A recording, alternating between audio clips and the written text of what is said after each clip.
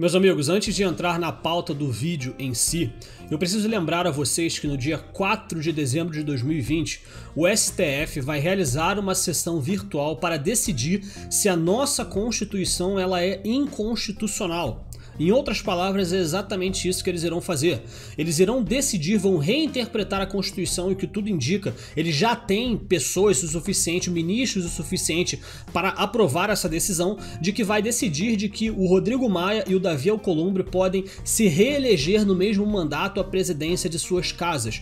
Isso é literalmente uma afronta à nossa Constituição, que é cristalina nesse sentido, que não pode ocorrer a reeleição no mesmo mandato. Então, é literalmente um golpe contra a nossa democracia e nós precisamos ficar atentos, precisamos nos revoltar contra isso. Se você mora em Brasília, se você mora perto de Brasília, vá para a frente do STF, proteste, procure saber quem são os grupos que irão protestar.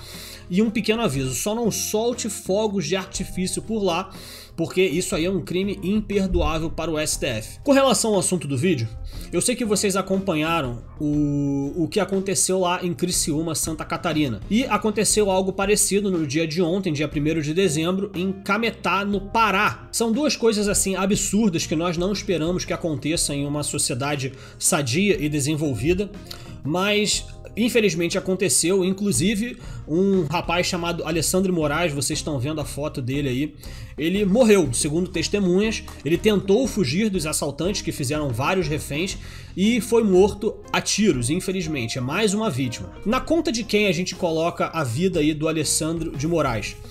Quando o presidente Bolsonaro não tiver mais como presidente, sei lá, vamos colocar aí 2040, 2050, quando as pessoas começarem a revisitar os dados históricos, vai aparecer lá, dependendo se esse padrão permanecer, vai aparecer lá, ó, olha só a violência aqui que aconteceu durante o governo Bolsonaro. A gente sabe que isso não é culpa do presidente Bolsonaro, mas eles vão colocar a culpa no presidente. É o mais comum de se fazer. O imaginário popular, ele imagina que o presidente ele tem ali as cordinhas onde ele consegue movimentar tudo, ele consegue controlar tudo, e caso alguma coisa saia ali dos trilhos, a culpa é do presidente que não soube controlar ali as cordinhas. Mas vamos falar francamente aqui, de quem é a culpa? Lembra que eu falei do STF no começo do vídeo? O aviso sobre a sessão que eles vão fazer para reeleger o Maia, o Alcolumbre, etc. Pois é do próprio STF mesmo que eu coloco a culpa, a vida aí do Alessandro de Moraes, que morreu nesse assalto bárbaro aí na cidade de Cametá, no estado do Pará. Vejam bem, meus amigos, os especialistas já fizeram as contas. Durante a pandemia soltou-se quase 30 mil presidiários, sob o único e exclusivo pretexto de falar que era por causa do coronavírus. Por causa do coronavírus nós não podemos colocar as pessoas enclausuradas dentro dos presídios, e quase 30 mil presidiários foram liberados. Você tem noção de que tipo de presidiário foi liberado durante essa pandemia? Qual é o teor de periculosidade dessas pessoas que foram libertas? Vocês lembram também daquele caso do ex-presidente Lula, onde reinterpretaram o que dizia a segunda instância na Constituição e dessa forma soltaram não só o presidente Lula, mas todos os outros prisioneiros que tinham recursos para entrar com o recurso na justiça para poderem ser libertos, já que são apenas condenados em segunda instância. Quantos presidiários, quantos condenados de altíssima periculosidade foram libertos nessa época também? E eu devo lembrar, as duas vezes o responsável foi o STF. Quantos prisioneiros que eram para estar atrás das grades foram libertados? E qual é a chance de que algum deles tenha cometido esses crimes bárbaros na cidade de Cametá e na cidade de Criciúma, que tirou a vida do Alessandro Moraes, desculpa. Se vocês forem revisitar outros vídeos meus, vocês vão ver que a minha única crítica ao presidente Bolsonaro é aquela que eu concordo bastante com o professor Olavo de Carvalho, que para você poder governar bem, você não pode deixar que um partido comunista exista no seu país. Você não pode acreditar que essas pessoas que já causaram tanto mal, principalmente ao Ocidente, você não pode deixar você não pode acreditar que eles vão ser as pessoas mais civilizadas do mundo, de que eles vão jogar o jogo da democracia corretamente. Você precisa quebrar as pernas dos seus adversários. Você precisa desfazer aquilo que é o STF. Hoje não tô falando para fechar o STF, mas você precisa de uma maneira de conseguir coibir esse tipo de coisa. E o STF é só um problema. Talvez a estratégia do presidente Bolsonaro seja algo um pouco mais contido, digamos, até o final do mandato dele parece que ele vai poder ter mais 2 indicações. Parece que a Rosa Weber e o Marco Aurélio também irão se aposentar compulsoriamente. E daí nós poderemos ter 3 ministros do STF que vão estar ali mais alinhados com a verdade. Não vou nem falar aliado ao presidente Bolsonaro, mas aliado ali com o que é racional, com o que é verdadeiro, e não com aquilo que é relativo, como a maioria desses ministros, como o Alexandre de Moraes e o Barroso, adoram fazer. E eu digo sim, eles são de grande importância. O Cássio Nunes, por exemplo, que foi o primeiro indicado aí pelo presidente Bolsonaro, ele já deu uma bola dentro aí, ele já conseguiu fazer alguma coisa assim que a gente espera, pelo menos, de alguém que esteja comprometido com a verdade. Eu relatei em alguns vídeos anteriores meus sobre a decisão do STF de decidir que o presidente Bolsonaro não pode bloquear as pessoas em seus perfis de redes sociais privado.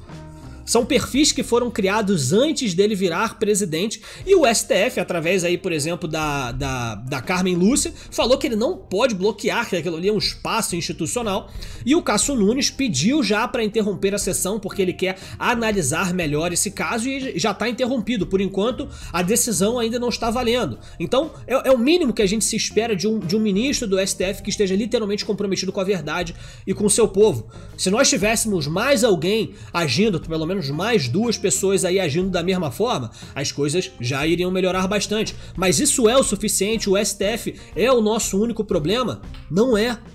A gente precisa eliminar o nosso inimigo. E quando eu digo nosso inimigo, são todos aqueles que vão de alguma forma tentar colocar na conta do presidente Bolsonaro tudo de ruim que acontece no país. Como por exemplo, São Paulo tem uma das maiores taxas de letalidade de mortes pelo coronavírus no país inteiro. E de alguma forma o Dória e muita gente da grande mídia tenta colocar a culpa no presidente Bolsonaro sobre isso. Mesmo o STF tendo decidido que os estados e municípios têm autonomia total para lidar com a questão do coronavírus, independente de qual seja a atuação do governo federal. Então, por exemplo, vamos supor que o STF ele seria ali um pouco mais alinhado ao governo Bolsonaro, aliado à verdade, mas nós ainda teríamos um João Dória da vida fazendo esse tipo de coisa. Temos diversos governadores lá no Nordeste que estão fazendo um trabalho parecido. Temos a grande mídia também que fica o tempo todo difamando a imagem do presidente Bolsonaro e não divulgando as coisas boas do governo. Tudo isso vai fazer com que aquela pessoa que não tem tanto tempo para ficar acompanhando política, não tem tempo de ficar vendo live no YouTube, vendo podcast e que não sei mais o que, essa pessoa ela vai pegar aquele prisma que é o mais divulgado. Ele vai dar uma olhada ali no Jornal Nacional, ele vai ver ali uma página do Facebook, vai ver um amigo dele compartilhando um meme, e vai estar ali que o Bolsonaro é um desgraçado e que não sei mais o que.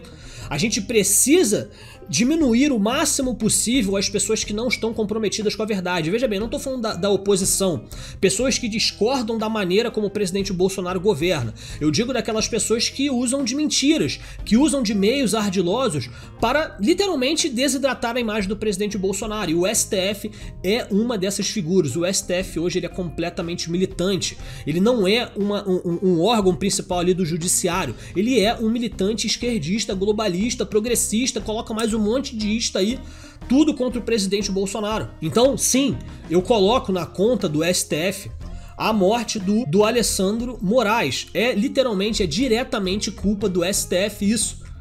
E qualquer pessoa com mínimo de raciocínio vai chegar à mesma conclusão. Então, a nossa próxima batalha é dia 4 agora, é impedir que o STF cometa mais uma arbitrariedade.